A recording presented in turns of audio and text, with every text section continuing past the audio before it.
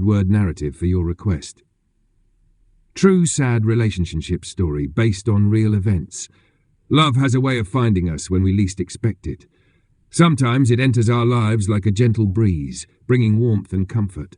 Other times it arrives like a storm, intense, overwhelming, and impossible to ignore. For Sarah and Daniel, their love story began like a dream, but it ended in a way neither of them ever imagined. They met on a rainy afternoon in a small coffee shop, seeking shelter from the unexpected downpour. Sarah was lost in a book, her fingers wrapped around a steaming cup of coffee when Daniel approached her with a shy smile. He had noticed her before, always sitting in the same corner, lost in her own world. That day, he finally gathered the courage to speak to her. Their conversation started with casual remarks about the unpredictable weather, but within minutes, they were laughing, sharing their favourite books, and discovering how much they had in common. From that day on, they became inseparable. Their love was effortless, natural, as if the universe had aligned just to bring them together. They spent hours talking about their dreams, fears, and everything in between. Daniel would surprise Sarah with handwritten letters, and Sarah would leave little notes in his pockets, reminding him how much she loved him.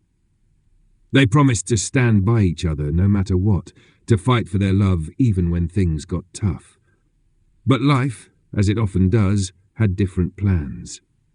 Daniel received an unexpected job offer in another city, a once-in-a-lifetime opportunity that he had worked so hard for.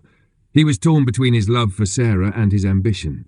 Sarah, too, struggled with the thought of being apart, but she didn't want to be the reason he gave up his dream. So, with heavy hearts, they decided to try long distance, believing their love was strong enough to survive the miles between them. At first, they made it work. Late-night calls, handwritten letters, and surprise visits kept their love alive. But as the days turned into months, the distance began to take its toll. Conversations became shorter, replies delayed. Daniel was consumed by his new job, and Sarah, left alone in the city they once shared, felt like a shadow of who she used to be. Doubts crept in. Insecurities grew. Sarah wondered if Daniel still loved her the same way, while Daniel, drowning in work and new responsibilities, started to feel the weight of the distance. Arguments replaced laughter, and silence filled the spaces where love once thrived. The promises they had made now felt like fragile whispers against the storm that threatened to break them apart. One night, after another fight over missed calls and unreturned texts, Sarah broke down. She realized that love shouldn't feel this painful, that no matter how much she loved Daniel, she couldn't keep holding on to something that was slipping away. She typed a message with trembling hands, tears streaming down her face. "I love you, Daniel. But I don't think love should hurt like this. Maybe we need to let go before we destroy the memories that once made us happy." Daniel read the message and felt his heart shatter.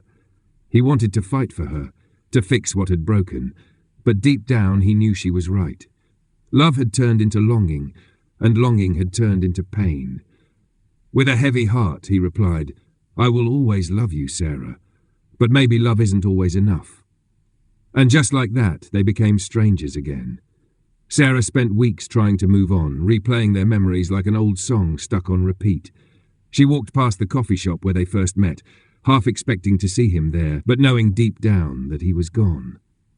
Daniel, too, struggled in his new city, realizing too late that success felt empty without her by his side. Time passed, and life moved forward. They never spoke again, but in the quiet moments when the world slowed down, they both found themselves wondering, what if? Because sometimes the saddest love stories are the ones that never truly end. They just fade into the background, leaving behind echoes of what once was.